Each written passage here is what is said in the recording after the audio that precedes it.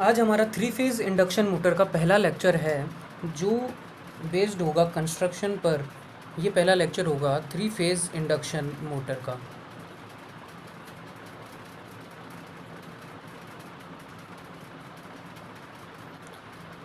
चलिए इसको थोड़ा कोशिश करते हैं समझने की। सबसे पहले तो मैं इसके इंट्रोडक्टरी पार्ट को बताता हूँ आपको कि जो थ्री फेज़ इंडक्शन मोटर होता है ये सबसे पॉपुलर मोटर होती है। ये एसी मोटर जो होती है वो सबसे पॉपुलर होती है, ये वाली ये सबसे ज़्यादा यूज़ में आती है और इसका एरिया बहुत बड़ा होता है।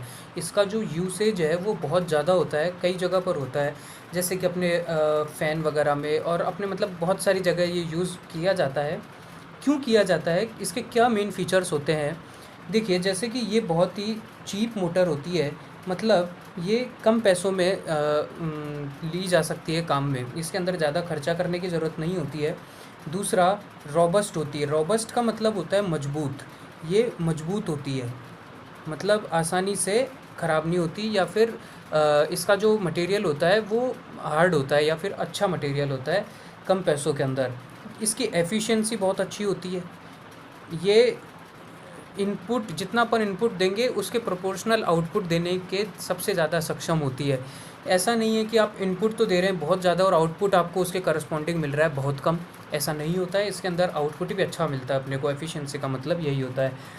और इसका जो स्पीड रेगुलेशन है वो बहुत अच्छा होता है। इसको हम आगे समझेंगे कि ये क्या होता है और कैसे काम करता है। इसमें स्टार्टिंग टॉर्क जो होता है, स्टार्टिंग टॉर्क का मतलब कि जो इसके घूमने की क्षमता है स्टार्टिंग में, मतलब स्टार्ट करने पर जैसे अपन ने पावर बटन स्विच ऑन करा, अब इसका जो घूमने की टेंडेंसी है वो कितनी अच्छी हो सकती है, तो वो बहुत अच्छी होती है इसकी। स्टार्टिंग टॉर्क का यही मतलब होता है। तो ये इसके कुछ मेन फीचर्स होते हैं। इन्हीं को आगे ध्यान में रखते हुए अपन थोड़ा डिटेल में जाते चले जाएंगे और चीज़ों को आसान कर लेंगे। देखिए शुरू में इस चैप्टर में आपको हो सकता है कि कुछ चीज़ें समझ में नहीं आए या फिर कुछ आपको मुश्किलें पैदा हो बीच में, कि आपको कुछ चीज़ें समझ में अच्छे से नहीं आ पाए। लेकिन जैसे जैसे चैप्टर प्रोसीड करेगा, जैसे जैसे लेक्चर आप देखते रहेंगे, आपको पीछे वाली चीज़ें भी बहुत अच्छे से क्लियर होने लगेंगी। क्योंकि जो अभी कम समझाया गया है या फिर जो अभी कम डिटेल में लिया जाएगा वो आगे वापस से आएगा और वापस से डिटेल में लिया जाएगा, तो आपको चीज़ें बहुत आसानी से समझ में आ जाएंगी। अब देखिए जो थ्री फेज़ इंडक्शन मोटर होती है इसके दो पार्ट होते हैं। कंस्ट्रक्शन की मैं बात करता हूँ, इसमें अगर मैं कंस्ट्रक्शन की बात करूँ तो इसके दो पार्ट होते हैं। एक अपना होता है स्टेटर, आप सभी जानते होंगे, पहले भी आपने इस तरीके की चीज़ें पढ़ी होंगी। और ये होता है रोटर। स्टेटर जो होता है ये होता है स्टेशनरी पार्ट या फिर स्थिर स्थिर स्थिर पार्ट होता है। ये स्टेशनरी पार्ट होता है, ये ज़्यादा हिंदी नहीं आती है। और ये जो होता है ये होता है रोटेटरी पार्ट, मतलब घूमने वाला पार्ट जो उसके अंदर घूमता है, जो एक्चुअली में वर्क करता है। देखिए इंडक्शन मोटर है, मोटर का मतलब होगा कि आप इलेक्ट्रिकल इनपुट देंगे और मैकेनिकल आउटपुट लेंगे। इलेक्ट्रिकल तो आप इनपुट देंगे और मैकेनिकल आप आउटपुट ले लेंगे। तो अब आउटपुट आपको कैसे मिलेगा कि आपको कोई चीज़ घूमती हुई मिल जाए, तो वो रोटर काम करता है। रोटर शाफ्ट के ऊपर लगा होता है जो कि एक्चुअली घूमता है, और आपको जैसे कूलर वगैरह में जो आपको वो रोटर ही तो घूमता है जिसकी वजह से आपके फ़ैन घूमता है और आपको हवा मिल जाती है। अब देखिए इन दोनों पार्ट्स को थोड़ा डिटेल में समझने की कोशिश करते हैं कि स्टेटर कैसे बनता है और रोटर कैसे बनाया जाता है। स्टेटर के लिए सबसे पहले मैं आपको समझाता हूँ कि जैसे स्टेटर का आपने कभी डायग्राम देखा हो तो उसके अंदर देखिए क्या होता है कि कुछ इस तरीके का एक अपने पास स्ट्रक्चर होता है जिसके अंदर आपके पास वाइंडिंग्स होती हैं। ये आपके इस तरीके का होगा जिसके अंदर आपके पास वाइंडिंग्स लगी होती है। ये वाइंडिंग्स और यहाँ पर जो होते हैं ये स्लॉट्स होते हैं। इसके इनर पेरिफेरी पर स्लॉट्स होता है जिसके अंदर आपको कंडक्टर्स रख दिए जाते हैं और ये लेमिनेट कर दिए जाते हैं। अब देखिए मैं आपको इसका थोड़ा वो समझाता हूँ कि ये किस मटेरियल से बना होता है। सबसे पहले तो ये बना होता है sir high grade steel lamination से, स्टील एलॉय लेमिनेशन से। हाई ग्रेड एलॉय, यहाँ पर एलॉय आएगा, स्टील लेमिनेशंस। देखिए सबसे पहले तो आपको एलॉय का मतलब समझाता हूँ। एलॉय जो होता है वो मिक्सचर ऑफ मेटल्स होता है। बहुत सारे मेटल्स का मिक्सचर करके हम एक ऐसा मटेरियल बनाते हैं जिसको हम एलॉय का नाम देते हैं, ठीक है। और ये high grade alloy steel lamination, मतलब स्टील और एलॉय का जो मटेरियल बनता है उसको लेमिनेशन कर दिया जाता है, उस मटेरियल से इसका कोर बनता है इस स्टेटर का। फिर क्या होता है कि ये जो लेमिनेशंस हैं, मान लीजिए लेमिनेशंस आपने इधर पुट कर दिए हैं, तो इन लेमिनेशंस को स्लॉट करा जाता है। स्लॉट मतलब इनके बीच में जगह छोड़ी जाती है या फिर इनको काटा जाता है बीच बीच में से, ताकि इनके अंदर हम कंडक्टर्स को रख सकें और फिर हमारे फर्दर काम प्रोसीड हो सके। इसके अंदर हम कंडक्टर्स को रखते हैं बाद में, जो कि आपस में लेमिनेटेड होते हैं, वो कंडक्टर्स भी लेमिनेटेड होते हैं। इन स्लॉट्स के अंदर कंडक्टर्स को रखा जाता है जो लेमिनेटेड होते हैं, इंसुलेटेड करा जाता है मतलब। फिर क्या होता है कि इन कंडक्टर्स को 3 फेज़ वाइंडिंग की फॉर्म में कनेक्ट कर दिया जाता है कि इनसे 3 फेज़ वाइंडिंग आराम से ली जा सके, इनपुट दिया जा सके। इस तरीके से इनको कनेक्ट करा जाता है। ये कुछ ज़्यादा इंपॉर्टेंट बात आपकी है नहीं। सबसे इम्पॉर्टेंट बात स्टेटर में आपके लिए क्या है कि ये high grade alloy steel lamination से बना होता है। इनको स्लॉट कर दिया जाता है, उनके अंदर कंडक्टर्स को रख दिया जाता है जो कि 3 फेज़ वाइंडिंग की फॉर्म में कनेक्टेड होते हैं। अब वो 3 फेज़ वाइंडिंग या तो स्टार हो सकती है, स्टार कनेक्टेड हो सकती है, या डेल्टा कनेक्टेड हो सकती है। इन दोनों में कनेक्टेड होता है। ये इतना स्टेटर का आपको समझना है, इसके अंदर ज़्यादा डिटेल में नहीं जाना है, इतना समझ लीजिए, ये आपके लिए बहुत होगा। ये आपकी यूनिवर्सिटी एग्ज़ाम्स में बहुत अच्छे से काम में आएंगी ये वाली चीज़ें जो भी मैं आपको बता रहा हूँ। अगली बात मैं आपको बताने जाता हूँ वो होगी रोटर की। रोटर क्या होता है? तो देखिए, रोटर जो होता है वो रोटेटरी पार्ट होता है किसी भी इंडक्शन मोटर का। रोटर को समझने की कोशिश करते हैं। रोटर 2 टाइप के होते हैं, तो उन दोनों को डिटेल में हम समझेंगे। सबसे पहले आप ये जानिए कि रोटर का जो मटेरियल होता है, देखिए रोटर जो है वो शाफ्ट के ऊपर यहाँ पर आपके लगाया जाता है, फिर उसके ऊपर स्टेटर को लगाया जाता है। इस तरीके से उसके ऊपर स्टेटर को लगा दिया जाता है। तो ये जो रोटर है ये किस मटेरियल का बना होता है? ये भी हाई ग्रेड स्टील एलॉय लेमिनेशंस का बना होता है। इसका मटेरियल भी high grade alloy steel lamination से बनाया जाता है। अब देखिए कि रोटर में और स्टेटर में क्या फ़र्क होता है कि जो स्टेटर होता है उसके अंदर वाले भाग पर अपने, जैसे ये स्टेटर हो गया तो इसके अंदर वाले भाग पर अपन स्लॉट करते हैं, लेकिन जो रोटर होता है उसके ऊपर वाले भाग पर अपन स्लॉट करते हैं। तो इसके अंदर कंडक्टर्स को फिट करा जाता है और उसके अंदर करा जाता है, अंदर की साइड करा जाता है, इसके बाहर की साइड करा जाता है। इतना ही फ़र्क होता है इसके अंदर। ऐसा क्यों करते हैं ये हम आपको बाद में जब इसका मैकेनिज़्म बताएंगे तो आपको अच्छे से समझ में आ जाएगा। देखिए, आप एक चीज़ को समझ सकते हैं कि ये जो रोटर है इसके ऊपर मैं स्टेटर को लगाता हूँ तो इसके अंदर के साइड मैंने स्लॉट्स करे। अब देखिए इनके बीच में जो एयर गैप है इसके अंदर मैग्नेटिक फ्लक्स जाता है। उस मैग्नेटिक फ्लक्स के अंदर एक फोर्स जनरेट होता है, वो फोर्स इस रोटर को घुमाने के लिए केपेबल होता है। तो उसकी वजह से ये घूमता है। इसी वजह से ऐसा स्ट्रक्चर रखा जाता है कि उसके तो अंदर स्लॉट करे जाते हैं, इसके बाहर स्लॉट करे जाते हैं। और इन कंडक्टर्स को भी लेमिनेट किया जाता है और इनको 3 फेज़ वाइंडिंग के रूप में कनेक्ट कर दिया जाता है। इतनी बात आप समझ लीजिए और इतना ही आपके यहाँ पर काम का है रोटर में। अब देखिए, रोटर में आपको दो टाइप के रोटर होते हैं। एक तो होता है स्क्विरल केज रोटर, या फिर इसको सिंपली आप केज रोटर भी बोल सकते हैं। दूसरा जो होता है वो होता है वाउंड रोटर, या फिर आप इसको स्लिप रिंग रोटर भी बोल सकते हैं। स्लिप रिंग रोटर ऐसा क्यों बोलते हैं, इन दोनों का मतलब अभी समझाते हैं आपको। सबसे पहले आप समझने की कोशिश कीजिएगा कि स्क्विरल केज रोटर क्या होता है। देखिए, स्क्विरल केज रोटर जो होता है उसका कंस्ट्रक्शन कुछ इस तरीके का होता है कि उसके अंदर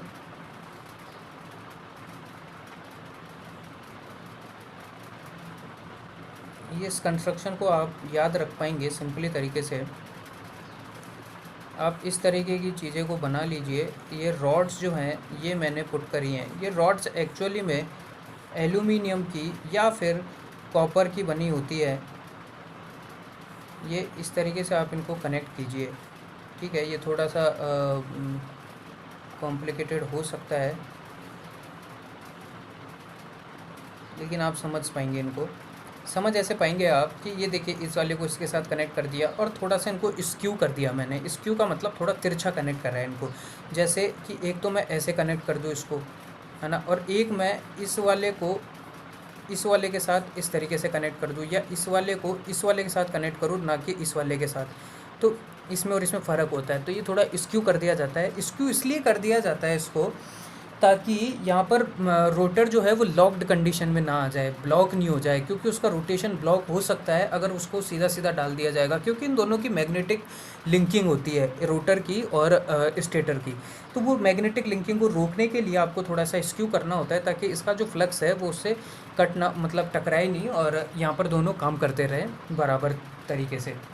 अब देखिए केज रोटर में ये जो केज रोटर है इसको डायरेक्टली शाफ्ट पर पुट कर दिया जाता है।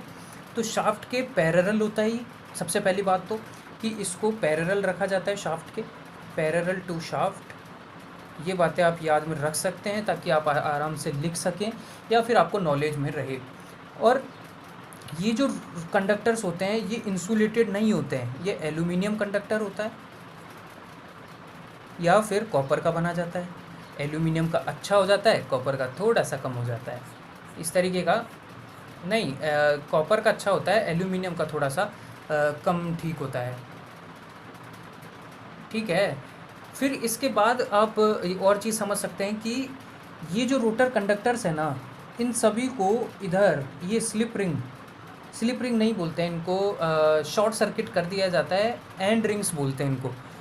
इस वाली रिंग को एंड रिंग बोलेंगे। तो इन सभी को इसके साथ शॉर्ट सर्किट कर दिया गया है। शॉर्ट सर्किट क्यों कर दिया गया है ये बाद में आपको आराम से समझ में आ जाएगा, अभी कोई दिक्कत लेने की ज़रूरत नहीं है। तो ये आपका जो है ये केज रोटर का फंक्शन हो चुका है। इसके जो एडवांटेज हैं वो मैं आपको बताता हूँ। देखिए एक तो इसके अंदर एक तो यूनिफॉर्म टॉर्क होता है और नॉइस कम होती है। एडवांटेज के अंदर यूनिफॉर्म टॉर्क, लेस नॉइस, और लॉकिंग टेंडेंसी जो होती है वो कम हो जाती है। लॉकिंग टेंडेंसी रिड्यूसेस, मतलब लॉकिंग टेंडेंसी कम हो जाती है। वो मैंने आपको बताया इसके स्क्यू नेचर की वजह से, कि ये इन बार्स को थोड़ा स्क्यू कर दिया जाता है, इस वजह से ऐसा होता है।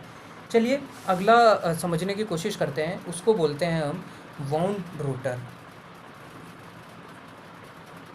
या फिर slip ring motor, slip ring rotor. ये थोड़ा अच्छा टाइप होता है, इसको ये ज़्यादा पूछा जाता है एग्ज़ाम्स में, क्योंकि इसका जो फंक्शन होता है वो थोड़ा लेंथी होता है, थोड़ा सा बड़ा होता है। देखिए इसके अंदर अपन कंडक्टर बार्स नहीं रखते हैं, इसके अंदर कोई रॉड नहीं रखते हैं, इसके अंदर आर्मेचर को रखा जाता है जिसके अंदर वाइंडिंग की जाती है। उस आर्मेचर के ऊपर की तरफ अपन स्लॉट करते हैं, उसको स्लॉटेड कर देते हैं, और उस स्लॉट्स के अंदर अपन कंडक्टर्स को रखते हैं जो कि डिस्ट्रीब्यूटेड वाइंडिंग में होते हैं। डिस्ट्रीब्यूटेड वाइंडिंग मतलब एक वाइंडिंग को दूसरे वाइंडिंग से कनेक्ट करा जाता है।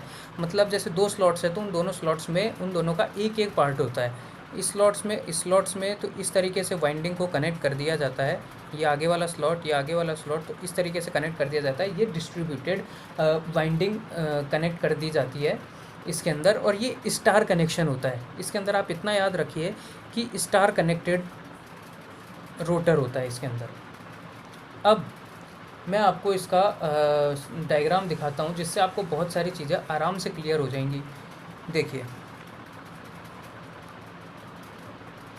इस डायग्राम में आपको समझने वाली बात क्या है कि जैसा कि मैंने आपको बताया स्टार कनेक्टेड होता है। तो ये देखिए आपका स्टार कनेक्टेड है, ये आपका रोटर है, ठीक है। ये आपका स्टेटर है जो कि डेल्टा कनेक्टेड है। ये स्टार कनेक्टेड भी हो सकता है, कैसे भी हो सकता है। यहाँ से आपकी 3 फेज सप्लाई आई, जो आपने इनपुट दिया वो इधर से आया। ये स्टेटर हुआ, ये स्टेटर हो गया, ये डेल्टा कनेक्टेड है। ये आपका रोटर हो गया, ये स्टार कनेक्टेड है। उसके बाद इस रोटर को एक शाफ्ट पर, देखिए इस इधर आप समझ सकते हैं कि एक आर्मेचर है। इस आर्मेचर के ऊपर आपने रोटर कंडक्टर्स को रखा, उस मतलब लेमिनेटेड आर्मेचर में आपने स्लॉट्स करे, उसके अंदर आपने कंडक्टर्स को रखा।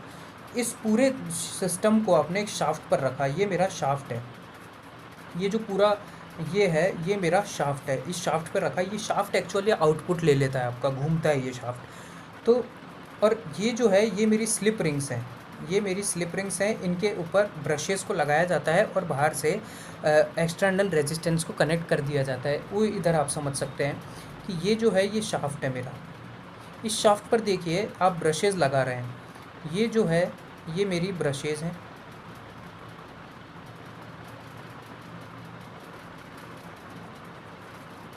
और ये जो है ये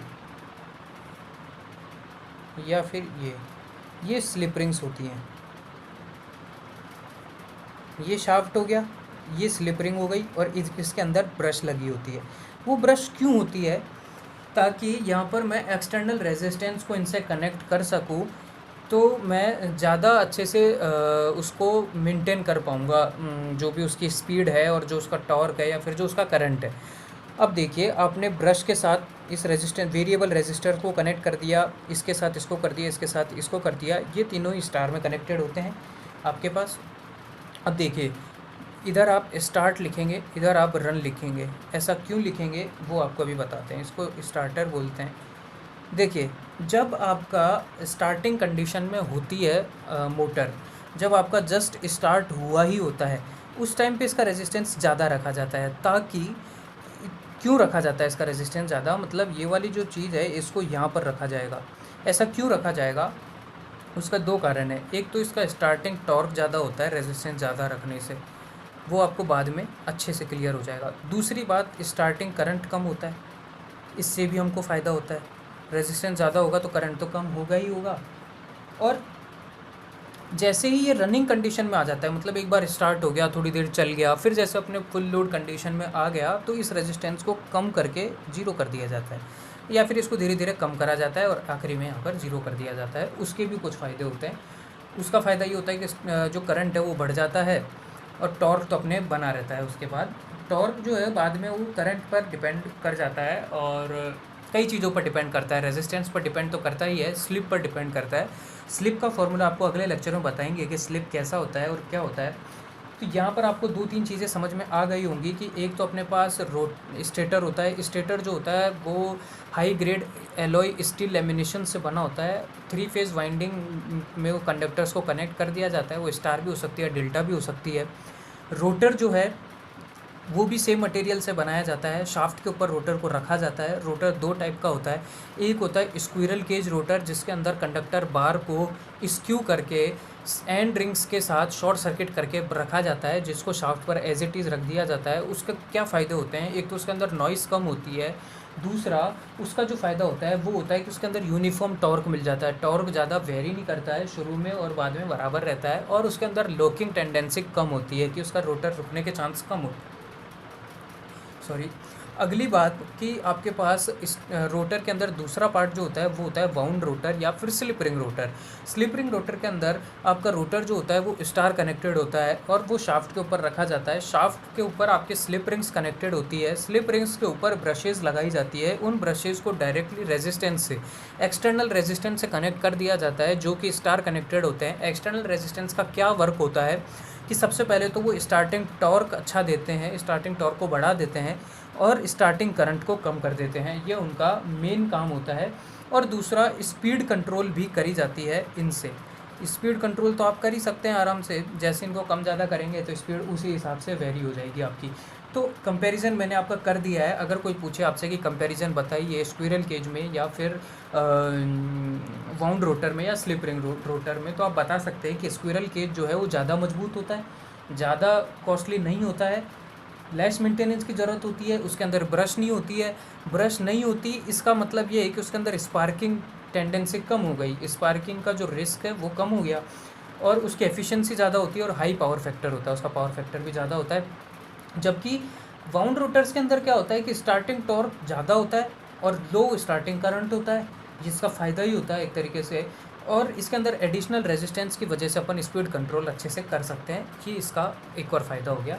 इतनी बात आपको समझ में आ जानी चाहिए। ये मैंने आपको कंस्ट्रक्शन बताया, बेसिक लेक्चर हो गया आज 3 फेज़ इंडक्शन मोटर का। अगले लेक्चर में हम पढ़ेंगे कि इसके अंदर यहाँ पर रोटेटिंग फील्ड कैसे जनरेट होता है, और फिर उसके बाद स्लिप और फ्रीक्वेंसी के अलग अलग फार्मूलाज देखेंगे। फिर हम आगे वाले लेक्चर्स में पढ़ेंगे कि टॉर्क क्या होता है, मैक्सिमम टॉर्क कैसे अटेन होता है, और कई सारी चीज़ें आगे इक्विवेलेंट सर्किट वगैरह बनाएंगे, तो उनमें बहुत सारी चीज़ें आपको क्लियर होती चली जाएगी और ये चैप्टर बहुत आसान हो जाएगा आपके लिए। अभी भले ही मुश्किल लगे आपको शुरू के लेक्चर्स में, लेकिन बाद में आपको बहुत आसान हो जाएगा। Thank you.